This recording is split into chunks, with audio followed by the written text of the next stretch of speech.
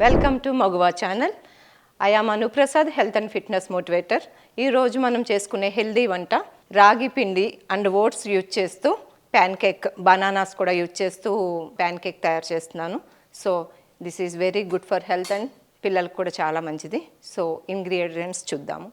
దీనికి కావాల్సిన పదార్థాలు: రాగి పిండి నేను ఫ్రై చేసి రాగి పిండి కమ్మటి వాసన వచ్చేదాకా ఫ్రై చేసుకుని తీసుకున్నాను. మనం రాగి పిండి ఎంత తీసుకున్నామో అందులో హాఫ్ ఓట్స్ పౌడర్, ఓట్స్ని కూడా పౌడర్ చేసుకున్నాను ఫ్రై చేసుకుని. మిల్క్ తీసుకున్నాను దీన్ని కలుపుకోవడం కోసం. బనానాస్ని పేస్ట్ చేసుకున్నాను. And this is coconut sugar. అంటే షుగర్స్ మనం వాడం కాబట్టి నేను ఇది తీసుకున్నాను. ఇది చాలా హెల్త్కి మంచిది. షుగర్ అంటే స్వీట్నెస్ కూడా చాలా తక్కువ ఉంటుంది. డయాబెటిక్ పేషెంట్స్ కూడా తినొచ్చు అనమాట. సో ఇది కావాల్సిన పదార్థాలు ఇవి. దీన్ని ఇప్పుడు మనం మిక్స్ చేద్దాం. సో ఇవన్నీ ఒక బౌల్లోకి తీసేసుకోండి. ఫస్ట్ రాగి పిండి బౌల్లో వేసుకున్నాను, తర్వాత బనానా పేస్ట్ వేసుకున్నాను. అంటే క్వాంటిటీ మీకు ఎంత కావాలో దాన్ని బట్టి మీరు యాడ్ చేసుకోండి ఇంగ్రీడియంట్స్ని. సో ఓట్స్ పౌడర్ తీసుకున్నాను. This is oats powder. దీంట్లో ఏమీ నేను సోడా కానీ ఏమీ యాడ్ చేయట్లేదు. అవన్నీ ఇది ఒంటికి మంచిది కాదు కాబట్టి నేను అవేమీ యూజ్ చేయను. సో మిల్క్ తీసుకుంటున్నాను. మిల్క్ కలుపుకుని కన్సిస్టెన్సీ మీరు చూసుకోండి. ఇది జస్ట్ ప్యాన్ కేక్ ఎంత పడుతుందో అట్లాగా, కొంచెం మరీ జారుగా కలపొద్దు, అలా అని మరీ టైట్గా కాదు. నేను కలిపాక చూపిస్తాను. సో దీంట్లో బెల్లం పొడి కూడా మీరు యాడ్ చేసుకోవాలి. స్వీట్నెస్, బనానాస్ ఆల్సో స్వీట్గా ఉంటాయి కాబట్టి మనకి ఎక్కువ అవసరం పడదు. ఒక 2 స్పూన్స్ 2-3 స్పూన్స్ యాడ్ చేసుకోండి చాలు. చాలా సింపుల్గా త్వరగా అయిపోయే స్నాక్స్. సో మన ప్యాన్ హీట్ ఎక్కింది. కొంచెం ఇందులో గీ తీసుకున్నాను. ఒక 5 మినిట్స్ మనం ఇంగ్రీడియంట్స్ అన్నీ కలుపుకున్న తర్వాత 5 మినిట్స్ మూత పెట్టేసి వదిలేస్తే చక్కగా ఇట్లా తయారవుతుంది. ఇలా ఈ కన్సిస్టెన్సీ మీరు తీసుకోండి. ఓకే, దీన్ని ఇప్పుడు చిన్న చిన్న ప్యాన్ కేక్స్ కింద వేద్దాం. రాగిలో మీకు ఉండే న్యూట్రియంట్స్ అన్నీ మీకు తెలుసున్నవే. ఇది డయాబెటిక్ పేషెంట్స్ కూడా చక్కగా తీసుకోవచ్చు. జావ కింద మార్నింగ్ తీసుకోవచ్చు. సో ఇట్లాగా చిన్న చిన్నవి వేసుకోండి. మనకి రాగి అనేది చక్కటి ఇమ్యూనిటీ బూస్టింగ్. ఇలా చిన్నగా వేసుకోండి. దీన్ని ఇలా వేసుకున్న తర్వాత మూత పెట్టేయండి. కొంచెం కాలిన తర్వాత మళ్ళీ 2 సైడ్స్ మనం దీన్ని ఫ్రై చేసుకోవాలి. కొంచెం గీ సరిపోతుంది. ఇందులో మనకి రాగిలో ఉండే అమైనో యాసిడ్స్ వలన మన స్కిన్కి, మన హెయిర్కి ఇది చాలా మంచిది. ఇందులో మంచి కార్బోహైడ్రేట్స్, గుడ్ కార్బోహైడ్రేట్స్ ఉంటాయన్నమాట. ఇందులో మన ఇమ్యూనిటీని ఇది బూస్ట్ చేస్తుంది, మన నర్వస్ సిస్టమ్ని చక్కగా వర్క్ చేసేలా చేస్తుంది, మన బోన్స్ని స్ట్రెంగ్తెన్ చేస్తుంది. ఓకే, మన షుగర్ లెవెల్స్ని కంట్రోల్లో ఉంచుతుంది.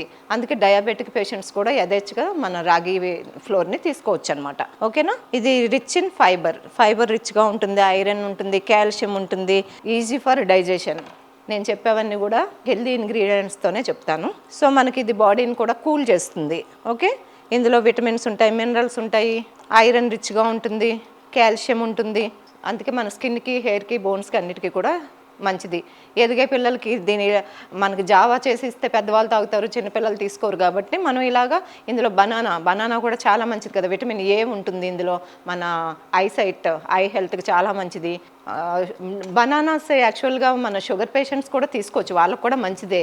పొటాషియం ఉంటుంది, వాళ్ళకు కూడా మంచిదే. బట్ ఎక్కువగా ముగ్గిపోయిన పండుని వాళ్ళకి పెట్టకండి షుగర్ పేషెంట్స్కి. కొంచెం పచ్చిగా రాగా ఉన్నవి వాళ్ళు తినచ్చు అనమాట. సో బనానా ఎప్పుడు మార్నింగ్ టైం తీసుకోవాలి, ఈవినింగ్స్ అండ్ నైట్ టైం తీసుకోవద్దు. ఓకేనా. మన ఎదిగే పిల్లలకి ఇవన్నీ అవసరం కాబట్టి మనకి రాగి పిండి వేస్తే వాళ్ళు తినరు, మనం ఏదైనా తయారు చేస్తే తినరు. ఇలా ప్యాన్ కేక్స్ చేసామనుకోండి హెల్తీగా ఉంటుంది. ఇందులో వేసే బనానా కానీ, మిల్క్ కానీ ఇవన్నీ కూడా హెల్త్కి చాలా మంచిది. సో దీన్ని రెండో వైపున ఇలా తిప్పేసుకుందాం. చక్కగా సిమ్లో పెట్టి కాల్చుకోండి. సిమ్లో పెట్టి కాల్చుకుంటే లోపల చక్కగా ఉడుకుతుంది. ఓకే, రెండో వైపు ఇలా తిప్పేసిన తర్వాత ఇంకా మూత మనం పెట్టుకోక్కర్లేదు. ఇది మనకి ఆయిల్ కూడా పీల్చదనమాట. అందుకని కొంచెం గీ వేసుకుంటే సరిపోతుంది.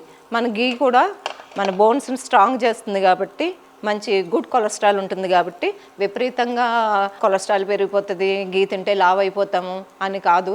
ఒక స్పూన్ హ్యాపీగా 1-2 స్పూన్లు తినచ్చు. ఆయిల్స్ కన్నా చాలా మంచిది గీ. ఆవు నెయ్యి అయితే ఇంకా మంచిది.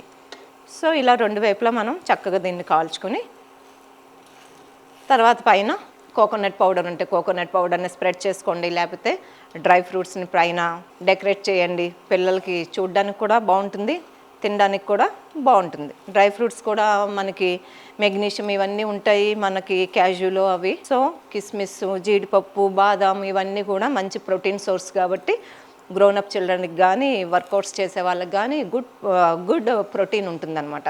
సో నేను ఎప్పుడు జిమ్స్లోనే ఉంటాను కాబట్టి ప్రోటీన్ పౌడర్స్ అస్సలు తీసుకోవద్దు. హెల్త్కి ఎంత తీసుకోవాలి ఏంటి అనేది డాక్టర్ సలహా తీసుకోవాలి, లేకపోతే ఆ ప్రోటీన్స్ బ్రాండెడా కాదా చూసుకోవాలి. జిమ్స్లో హార్ట్ ప్రాబ్లమ్స్ వస్తున్నాయి, హార్ట్ అటాక్స్ వస్తున్నాయి అంటారు. మన హ్యాబిట్స్ అనేది చాలా ఇంపార్టెంట్.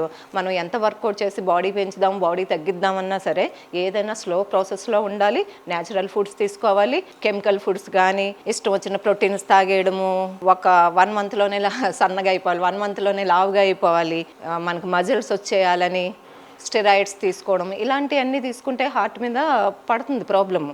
సో న్యాచురల్ ఫుడ్ తీసుకుని మినిమం 1 అవర్ 2 అవర్స్ వర్కౌట్స్ చేయండి.